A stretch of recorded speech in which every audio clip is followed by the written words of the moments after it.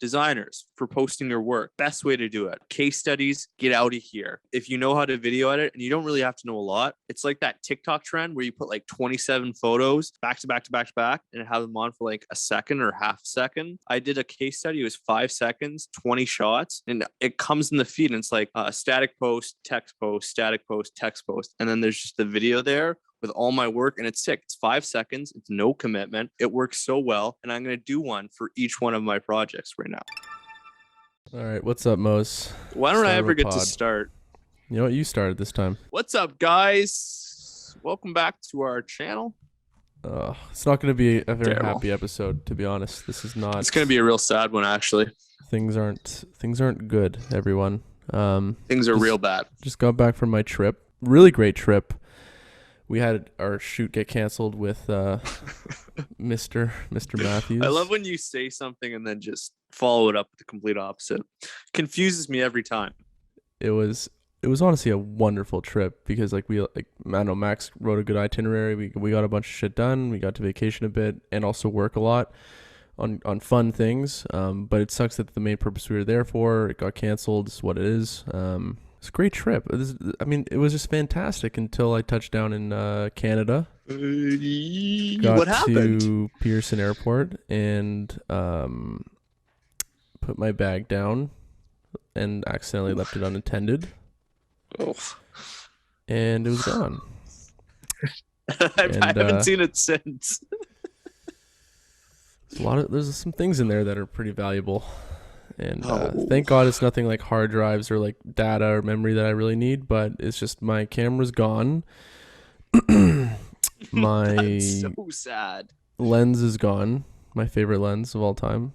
Thank God these things are cheap, right? It's only like $3,500. That's gone, right? That's super cheap. That's it's not great. Cheap. You're doing that thing again when you say something and then you follow it up by saying something completely opposite. No, things are not good. It's like having a conversation with you sometimes. just throw you for a loop. Just curveballs. Curveballs and smoke bombs. That's terrible, dude. It's gone. I'm not in a great mood. But we got to get a podcast done. We got to post this week. And when are we recording? For anyone that thinks that we're ahead of the game, we're recording a day before. We're recording under 24 hours until it's released. But it feels good. Fine. I wasn't worried before we started, which is good. Mm-hmm. Well, I mean, I feel like you're going to take the lead this episode. I'm just going to say yes. Snapping it around. I'll be very binary with my answers. No, just not give me anything. I like it. Like honestly, that way. Money's money. It's whatever. Like it's just in out. You just got to spend it. And I thankfully I have insurance for like lost, stolen goods. But it's just the crazy stress is it's Thursday right now, August the 19th, and I have a shoot. Here it comes. August 24th or August 24th. That's a Tuesday. So that's 1, 2, 3, 4 days until I need to get gear. Thankfully, I have friends who do video and photos, so I'm gonna grab a camera from them. Hopefully that will salvage the whole situation. They have a lens I think I could borrow.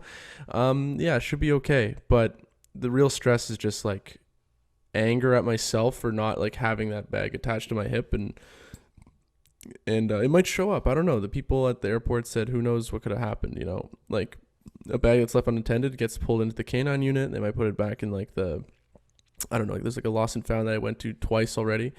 Last night late and today midday. So I'm going to go tomorrow, see what happens. But really the most important thing is just finding out, like, can I buy gear? Like, where is gear? How much does all this cost?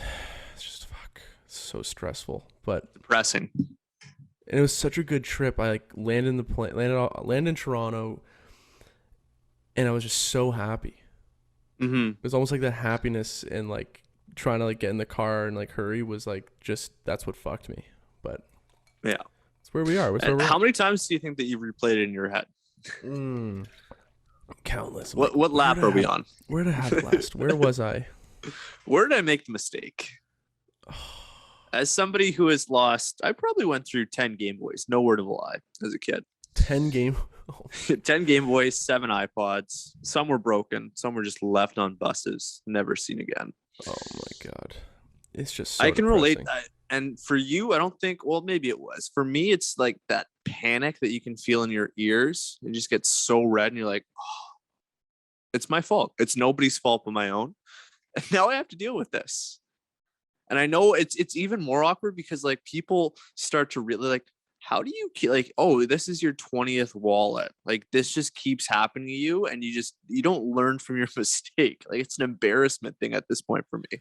Yeah, I mean, at least you were like, how old were you? You were like 18 to like 12. That's better than being 25 for getting that shit. I have to jump in and say that I spilled a coffee on my $2,800 MacBook 2 months ago. More than that. 2,800? Yeah. Let's crank that up a little bit. Let's add a zero. No, but we rebound. I mean, it's just a blip in the grand scheme of things. And like, I've had moments where like, you know, you lose something or something breaks and it's like, oh my God, the world's ending. But realistically, it's fine. It's just like, I was thinking about this. I'm like, how many people in business have way worse things happen where they like, you know, lose a lot of money or like something, just, I don't know, whatever it is happens. I YOLO my life savings into GameStop. Yeah. Yeah. It's like those people, it's like, I think a lot of them are all, like borderline psychopaths where it's like, oh, but something really bad happened. Good. This is like a part of the process. It will be fine. And they just keep on going. Whereas like today I've been like struggling to like stay focused on things and like get shit done. You know what I mean? It's just been like this feeling of like, oh my God. To make matters worse, the same way. Going to the airport, just floored with traffic. Just like just a awful. 35-minute drive, 40-minute drive to the airport. And we live close to the airport. Just terrible. Depressing. Whole day gone. Pretty much going. And it was just waiting. Steaming hot outside. Oh my God. So it's, and then I had a phone call in the morning. Like it's just, so stress. It's just the whole day was stressful. Whole day, just and like expectations pulling you in different directions. Just terrible. This is like waking up knowing that you had to get an edit done and knowing that you had a 9 o'clock class that was mandatory for school. Like, there's no way that I can miss this. And you know that you need, it's not a matter of, do I want it? You need that like triple coffee to get you going so you can last through the class. You're just sitting there buzzing. You're like, why is my skin shaking right now? I don't know. Why can't I control my legs? They're just like going in and they're just abducting and adducting frequently. And you can just feel people's like looking at you. You're like, oh, Jesus. What am I doing? But honestly, just a little note on the trip. Went to Arizona for Mars Blade, as you can see on the little hats he had. Sponsored. It was great. Beautiful scenery. We connected with so many hockey players there. I didn't realize how rich the hockey community is down there and how deep it rides. Like Scott Niedermeyer lives there. Obviously Shane Doan played there. We ended up Biz Nasty's there. I mean, Matt Dumba bought a place. McDavid's got a place. Matthews, Dvorak. I forget. Fisher. Like all these guys. Not a hockey pod. Doesn't matter. Not a hockey pod. Really fucking good scene out there, and connected with this guy Marv, helped us out so much with location scouting, and we found some scenery like roller rinks that like I think I FaceTimed you, the mountain range around the rink. It's like beautiful sun. It's like 3,000 elevation, so it's like much more chilly and like really nice weather. It is beautiful, but it was a shame we couldn't shoot with Matthews. So we had to like location scout and stuff, and then we ended up doing a little shoot with. Wait, back up a sec. You left on Thursday or Friday last week? Saturday. I got a good friend. And Matthew's wrist surgery came out Saturday morning. No, I think it was like Friday or Thursday. Friday during the night. Day. It was like Friday during the day when like Sweden, the guys who hired us, were asleep because they're 9 hours difference than Matthews. Just disaster.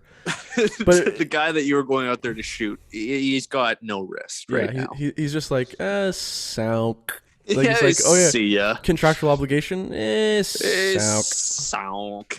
It's like I don't care. But yeah, so I mean, we're excited to shoot with him. Like we connected with guys that like. Oh, you know who else lives there is Bo Bennett. I don't know if you know Bo Bennett. I do. He played for the Penguins hockey pod. Yeah, won a cup. So he actually gave us pro stocks because we know Luke Gazdick. No way. With us. So like we went to his place, grabbed a couple sticks, left them out front. Didn't want to say hi. It's all good. But we picked them up for the shoot, and it was great. Was Max the guy that teed that up? Oh, Max, he was working all over that. Oh my God. The amount of Nothing people. gets that. It's like Oh, Christmas for that kid. you know who else lived there? Is Sean Burke. I don't know if you No know way. Sean Burke. Goalie He lives whisperer. there, and we get a random text from him being like, "Yo, What? yeah." He's like, "Yo, I heard you guys are in town. I think like Marvin gave him our number, so like he's like, I want to get a pair of Mars blades, and we're talking to his son, Brandon Burke. It was just like a hockey hockey fantasy land out there. Unreal. Matt Dumba got our number, was texting us. It was just like a cool.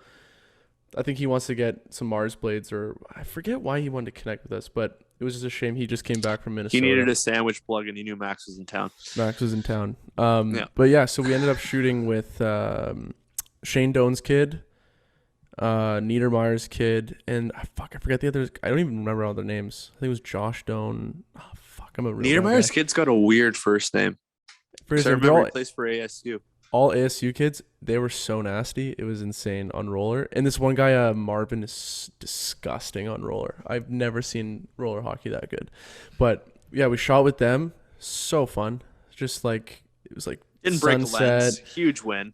It was just like complete just sweat land. Like it was so hot, like just rolling around there. But ended up being a real success until I got home and rushed everything, rushed the process. Still have to trust the process. Still have the footage, so that's a huge win. It was a huge win. And you know what? I almost lost the hard drive and didn't transfer the footage. Wow. But Max and I did rock, paper, scissors on the airplane. Who's going to get my carry-on bag? And like, who's going to take it out during I love the that flight? this is how this was decided. Well, it was like, I don't want to like take the bag down over someone's head. So I'm like, Max, you do it. He's like, no, you do it. I'm like, rock, paper, scissors. I go up to him. I'm like, okay, I'm shooting rock just to fuck with his head. And then I went scissors. He went rock. And Oh. he fucked me. Mental I'm an midget. idiot. I'm a fucking idiot. I should have just done No. rock. Or wait, no, I should have done. Jeez. Now you confused yourself. I'm lost. I'm lost. I'm lost. But just a fucking idiot. I'm an idiot. On many levels. So yeah, we're back. We're back in business. I wake We're up the back. next day, straight to a business call. Woke up into a business call. That's a just great way to land. So much stress, man. Like it's disgusting. It's actually disgusting. Like just fucking everything up. But whatever. Terrible. We're here, and just enough about me. What's going on with you the last like 5 days? It doesn't have to be good. We're just gonna get the pod out. No, I thought these are good stories. You know, it's self-deprecating. I love it. Done myself. What's up with me? I've been grinding. I took that LinkedIn sociopath comment to heart, and I just I posted this sick Not video. sociopath, homeless person. A homeless person. It was either or. I mean, but the Yeah. message was clear. You look I homeless. took it to heart. I took it personally, and I posted a bunch of stuff, and it got seen by a bunch of people.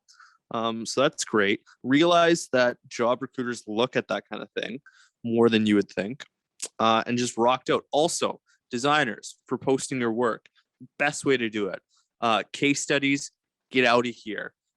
If you know how to video edit, and you don't really have to know a lot, it's like that TikTok trend where you put like 27 photos back to back to back to back and have them on for like a second or half a second. It looks so good. It's just like auto. It was I did a case study. It was 5 seconds, 20 shots, and it comes in the feed. And it's like static post, text post, static post, text post. And then there's just the video there with all my work, and it's sick. It's 5 seconds. It's no commitment. I feel like a car salesman right now trying to sell people on this. But it's sick. It works so well. And I'm going to do one for each one of my projects right now. So I'm buzzing. How did that job interview go? Didn't you have a job interview? No, it was an aptitude test. Then why did you say it was a job interview? Like, Because it looked like a job interview. They're like, hey, congratulations. You made it to the next stage of testing. No, next stage of the hiring process. But it was an aptitude test. so it was a big assumption. Yeah, it was a big old assumption. Fat assumption. A fat assumption, yeah. Well, I saw the response and I was like, oh, this is sick. But no. I got honey dicked. But maybe they'll keep going in the next round. That's the update from me. I'm still on the hunt. That's my life. That's good. I mean, That's all I've been doing. You only have about 4 months, buddy, until your goal won't be achieved. My goal, yeah. Do you have it Plenty of time. Remember when I went in your room at Ryerson and there was just there was like Just a paper, sheet just- of goals. n- Just my vision board. I walk in and there's just like a list, like a paper, 2 pieces of paper on his wall, like Just scotch taped up. taped on, like just like over the middle, like you scotch taped from like the top right corner down the middle, like didn't even tape it right, and just inefficient with his glue. Um, no, it wasn't like that, but I just get ripped apart for the smallest no, things. but you fucking you had a good goal sheet. I mean, that's a good thing to have. It's a bit. It's like in university having that there. It may be a bit embarrassing. I don't know. Some guys might chirp you, but I think it was a good thing. Do you still have that piece of paper? Is it on No, your wall right now? it's on the cloud now. It's on the cloud. Oh, it's all digital. Yeah, I care about the environment. It's less tangible. Oh, you care about the environment? Yeah. How much does it cost to Yeah, keep all those servers cool with air I don't conditioning? know. Yeah, it's not. It's cheap. I like virtue signaling. What's good? It is crazy that like a lot of things where it's like we're saving the environment, putting things online. It's like, but like, what's keeping everything online and up? Like energy, AWS. Yeah, insane amounts of energy. It's like fuck. There's no fucking escaping the destruction of our planet, Mother Nature. tough. But honestly, you texted me, you're like pod today, and I'm like, or like pod tomorrow, whatever. I'm like, yeah. Do you have anything you want to talk about? And you're like, I got a lot. So why don't you take it away here? Like, Really, it was just answers to questions that we've been talking about for a bit. So one of the things is burnout. You're like, how do I not get burned out? Because I need to chill the fuck out, or I'm gonna burn the fuck out. And I was listening to this great podcast with Scott Belsky. You would have no clue who that is. Was it Timbo's podcast? Yeah, Timbo's podcast. There you go. Was it actually? This guy launched. Yeah. There you go. This guy knows me so well. This guy launched Behance, which is basically a portfolio tool for designers. Now he works at Adobe Creative Cloud as chief product something visionary. But he has this really great bit on like how important it is to create short-term rewards when you work. And I thought it was just genius because we all know those guys that have like these big pie in the sky ideas of things that they want to accomplish. Before you like, continue, yeah, short-term rewards or short-term goals? rewards. It's like a grade. So like, what's a reward? Like getting a candy bar or like a sticker on a test. I mean, like we've been wired since we were like little babies to get short-term rewards, like getting a sticker on your helmet after you had power skating lessons and you could do a little C cut, or you didn't have to pizza stop anymore. Or you could stop on one foot. I mean, there's rewards everywhere, but I feel like we get older, we turn into adults, and we start working. Like I'll speak to creative projects. We start working on creative projects, and we don't get any sort of reward until like the project's done and we've handed it off. And even then, it's like I'm on to the next project. So I think it's really important for people to figure out it's going to be different for everyone, but figure out like what kind of rewards you like when you're working or after you're working to make the working process more enjoyable for you. A small one. Before you start working, if your back always hurts after you stop working, maybe stretch for a minute. Just give yourself a minute. Take a break every 30 minutes and stretch out. If that's not your thing, figure out what that thing is. Read Naruto, read manga, do whatever makes you quirky, whatever gets you off, figure out what that is and make sure you build those little short-term rewards into your workday. And I thought that was just such a brilliant way because it's not like it's a lot of effort, right? It's just like this little 1 or 2% nudge in a different direction. You can completely change how satisfying or meaningful your day is, even if you don't get a bunch accomplished. I think it's just one of those little adjustments you can make your workday better. I wonder how much of that reward is. It doesn't have to necessarily. It's just the fact that there is a reward, so there's something to chase. It doesn't matter really what it is. You just have to like somewhat enjoy it. Maybe it's like, I don't know, like if you like cleaning, it's like, you know, clean that thing up or eat that snack on the thing. But the problem is like sometimes rewards take you out of focus. Like if I'm gonna say, I'm gonna go play a little game for 10 minutes, like doesn't that destroy your focus? You have to get back into flow state. Like how do you did he talk about like rewards that maybe they don't off ramp you from like, you know, your focus? Well, I don't know. He didn't touch on that specifically, but I think it's a balance. I think that, I mean, I'll keep saying it. You can only do like 1 to 2 hour sprints most days if you're doing a creative project. Anything after that, you might get like 20% of your brain power because you're just melted at that point. So it's balancing those like long dedicated blocks of time. Protect your time. Don't let anyone take your time away from you. Guard your time with your fucking life. But balancing like intense periods of focus with like plugging out and it's even as simple as answering client calls or something, but having rewards or short-term things. It doesn't have to be 10 minutes. Like I like eating cookies. I'll be the first to say it. Uh, I enjoy eating cookies. If I smash a work session, I'm going upstairs to my freezer. I'm having a chocolate chip cookie. I don't care. Yeah, don't you find when you eat unhealthy, sometimes you're like you just get tired and lethargic? Like eating a cookie doing right before doing mental work, that doesn't seem.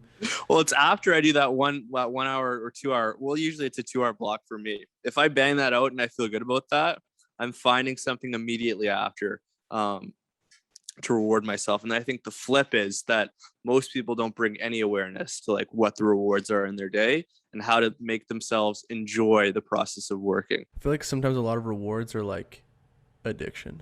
Vices, he says as he Like- rips his he rips his pod. No. I mean, that's not a reward, but it's like I feel like I don't know. I That's a love this focus idea. enhancer. I love this idea of rewards, and I think sometimes it's as simple as like go out for a walk, like get like an hour and a half done or something. If you complete these 3 items, like go meet a friend for 30 minutes, or, like Right. go on a walk to like Balzac's and people watch. You know what I mean? Like Yeah. it's as simple as that, or go play some basketball. I think a I love healthy it. first step is just put a timer on for 10 minutes. It doesn't even have to be during your workday. It could be at night, and just brainstorm like, what do I really enjoy? What would bring me joy to do during my day? And then just start there. And you can add one or two small things in, but find a way that you can enjoy it. It's little small things that can make all the difference. I also think I believe so much in like hard shutoffs. Like, oh, work's done. Yeah. Bye. You know what I Yeah. mean? Like just really shut it off so that the next day like you come back so rejuvenated. Like there's no worse feeling than when you like go a little too late. It's like 8 p.m. Mm-hmm. and you're like, You're sitting there like, what am I doing? I was supposed to be in bed in like 3 hours. This something doesn't feel right. Like I'm not supposed like humans aren't supposed to graze through their work. And you know, it was a great podcast people got to listen to. It was Naval Ravikant. Tech boy. This Tech is guy. coming from Will, who hates tech boys. It's coming from Will, but he was so It was a great good, pod. so good on Joe Rogan's podcast. He's also a big fan of Timbo. of course, because they have the same timeshare in Kabul. What a chirp. No, That's texture. I love that. it's he had a great point on like human beings with work are not supposed to graze. We are not cows with the way we sustain ourselves with the things we do day to day. We eat like a quick meal. We back in the day, for example, we used to hunt. We would go on hunting trips and then feed off of the reward of killing that whatever it was that we killed.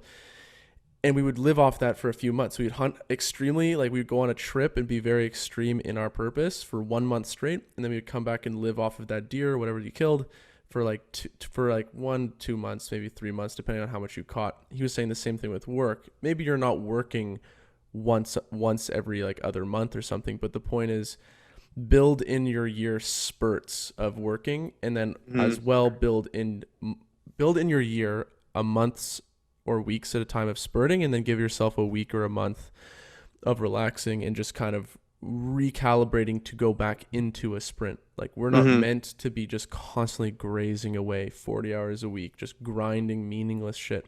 It's the same thing. I kind of agree. Like one of the best work week structures I find is, and maybe it's not feasible for many businesses or many people, and it's also very people dependent. Some people have the stamina, but I think like a Monday, Tuesday, Thursday, Friday work week is, I was doing that all during school and working, and I found it was like the best method for me. I would just go hard Monday, Tuesday. Wednesday, lighter day, had a class, maybe did some shooting or a little bit of light editing or email, like very small stuff. And then Thursday, Friday, hard. And then Saturday, Sunday, chill. And I found completely that for me, shut off. maybe not completely shut off, but like I still do some things, but it was less like craziness. You know what I mean? And I found that I was actually getting so much done, even though I wasn't working 5 days a week. But it's because I gave myself those days where it's like completely for me. And I understand that's completely different when you're a fucking freelance. You know, you're working for yourself. You don't have to maybe answer to someone else telling you what to do that often. I think it's just sometimes less, or oftentimes less is more. Extreme intensity into extreme relaxing is how you don't get burned out and how you actually put out more output. But it seems counterintuitive, you know? It's very counterintuitive. I think that you have to be able, like, how well you can turn it on when you want to perform is directly tied to how well you can turn it off. And you have to, like, even if it's not taking a full day off, you have to build slack into your day, whether that's like 15 minutes just at the end of your day. Great little sentence. I've been all over sentence completion exercises, but a great stem that I do is, if I wanted to end my day on with good energy, with a sense of momentum, what would I do? And so often it's just like, oh, I can celebrate that I got this project done and I published it on LinkedIn, or I can celebrate that I talked to this client and that we have a better sense of direction going into next week. Like, there's just small things that you can be aware of, and like all the little wins that you had in your day by creating that little 15-minute or 10-minute block after you're done. And I think it's so important to build some kind of narrative around how you work and what you're accomplishing, or like you said, you're just going to kind of lose sense of where you are. And I think that's a tough place to be, especially as a freelancer who's in charge of the business and production and talking to clients. It's so easy to get swept up into that vortex of always having to be on and putting 10 different hats on at once. So you have to build that slack, whether it's taking a day off or creating an hour in your workday to just say, what have I done? What do I need to do tomorrow? What can I celebrate today? It's really about having perspective. And if we think about, like, I'm not a huge war guy, but if we think about, like, there's like the freaking general who orders the soldiers around and the soldiers on the battlefront. You don't want to be those soldiers right on the front lines 24/7. You want to be able to take a step back and say, like, am I putting all my resources in one place? Am I putting them, do I need to put them somewhere else? Are we doing a good job here? Like, you really need to step back and have a sense of perspective, and you're not going to get that unless you take that break. So I think it really comes down to creating slack and also being able to turn it off and having stuff to look forward to. Like you've been spending a lot of time with friends and finding ways when you are on your off time to, like, maximize that enjoyment as much as possible. I got a question for you then. How Yeah. often do you spend like your day or your thoughts when you're like walking around or doing things like, oh wow, things are good, or like, oh, I love this So thing. much more like, recently. like where you walk out, like I know where you live in Aurelia, it's like beautiful. Like how often do you go for a walk or something and you're like, well, It's really nice outside. it's not, I mean, like this is a pretty good place. Like, things are pretty good. Like It how could be a often are lot you, worse. it's insane what doing that like every day, like 10 times a day can actually do for your overall happiness, or even just That thinking shit about your makes me friends. smile. That shit just makes me smile. It's I insane. It's love it. insane what it does, but and it's also insane how hard it is to do when you're not like. It's kind of like meditating. You always feel good after a meditation. You feel like Yeah, relax, even if it's 5 minutes. But absolutely. just sitting down and doing it is so hard. But what it does is like being gratitude or grateful. And I don't want to be the cheesy like tech people who are like have gratitude. And, You like, hate the free tech bros. and like well, You it's just like despise the tech it is bros. really it's sigma male shit. And I feel like it's kind of like I love wine, but I don't know if I like wine culture that much. Like it's bold, it's this grape. Yeah, It's you like gotta smell it before you yeah, gotta open up your palate before you actually drink the wine. like let's just drink wine and enjoy it. Yeah. Because like that's gonna get more people to drink it, and the more people to drink wine, the better. Because then we get to drink more wine with people, then it's great. The same thing with like getting people to be grateful or meditate and whatever. It's I forget the point I was making, but it's so hard to do and yet so important. But you kind of feel like an asshole, maybe, I guess, walking around looking at like a tree and you're like, wow, that's not many people get to have a tree in their neighborhood like this size or whatever, or in the world even like that. That's talk about just understanding where you stand in the world. That can just breed happiness in your life. Or you know what? That's what I was gonna say. It's crazy how you get this optimism for life in general, not necessarily your life, but just in general of the world. Like you just become so optimistic. Like, I remember pre-COVID when I was really grateful for everything and like life was really good and I had a rhythm, I had a system, which you were involved in. You were a good friend of mine growing through all this stuff. I just had like an optimism for like the day. And it was through those micro moments of like looking at things and smiling, or like looking at the moment I'm with friends. I'm like, wow, like these are people that I know ride with me or would do anything, you know, that shit. You just wake up optimistic. Even if you feel bad during the morning, you just know things are good. They'll get better. Yeah, they'll get better, you know? And I feel like one thing that I want to close on is that your that, having gratitude for life, having close relationships with friends, that can feed the work, but the work can't feed the friends and the gratitude and the appreciation for life as much. I mean, the only thing I guess would is money, because money just does so much. And when there is Mm-hmm. money, like problems just seem like, not all problems, many problems appear with money, but there's also many problems of like, oh, we want to go to this restaurant. I don't want to spend $20. I want to do this. It's like, I'll just cover you.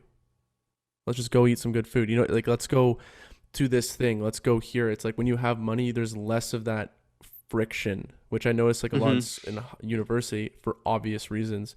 You're like, let's go to this place or let's do this thing. Like, I don't have money. Like, I just don't want to wanna get that $10 Pinot Grigio at the wine rack. Yeah, and chill. I don't want to spend on that. I don't want to do this. It's like if you just worked, like get me at a good job, or maybe you work a bit more than you want to. Like at least you'll be able to enjoy those things that money is the only thing that can buy. Mm-hmm. I think that's a great place to close on. I mean, I felt like for me, it's really building all of that stuff that comes around the work, and I think that feeds into the work, and it's really important. And if your center of gravity is that work, it's so easy to get lost.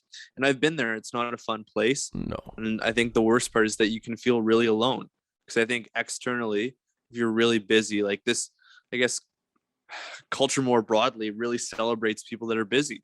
Like if you are busy, you have a sense of purpose and direction in life. And if you're posting videos online and if you're doing a bunch of things, you give off that illusion that you have everything together. Well, if you're struggling inside with feeling frustrated by work, feeling burnt out, that can be a really lonely place. And if you are in that place, just like figure out what makes you happy, figure out those short-term rewards, and figure out people that you can trust, that you can like share that with. That's what I would want to leave people with. Yeah, I that's an uplifting message after we started with the camera situation. Can't agree more. So make sure to buy our course on how to be happy in a creative digital world. Promo code Mose and Will, and that's it. This is the episode, guys. Thanks so much for listening. I know it's a short one. It's a fucking whirlwind right now with like work and my mistake last night, and we kind of got the podcast pushed back a couple hours. So appreciate all of you for listening. Make sure to follow us at Run Repeat Podcast, all platforms. Check it out. All right, ciao guys. See you next week.